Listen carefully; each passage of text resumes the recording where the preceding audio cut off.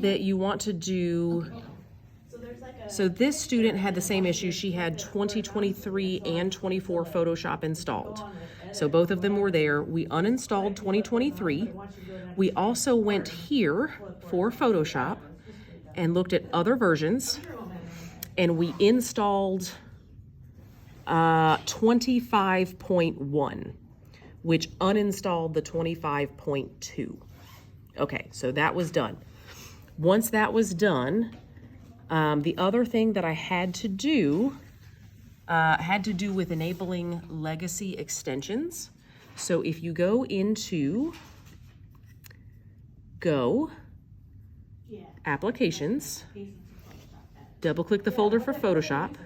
On the Photoshop software, right click on it and choose Get Info. And you want to click this button for Open using Rosetta. Make sure that Photoshop is quit, then relaunch it. When you do, you should see that in the Windows menu, you have this Extensions Legacy, which then has this Gmetrix PS Lita. So if you're seeing that, you should be good. You'll want to quit Photoshop. And then launch the Gmetrix.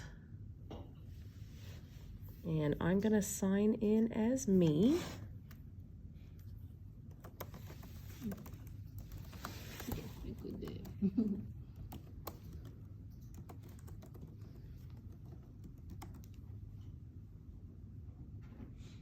Okay, so then I'm gonna go ahead and start a new test. So Photoshop is quit. We don't see the dot underneath there. We'll start a new test for Photoshop. This one in testing mode. Start a new one. And it's probably going to take a second. And you may or may not have to give it some permissions to update a plugin. So this time it did automatically launch with this, and it's delivering the test question. If you don't see that pop up, then come to Window, Extensions Legacy, and make sure that this is checked. That should launch this panel for Gmetrix that delivers the exam questions. Okay, stop.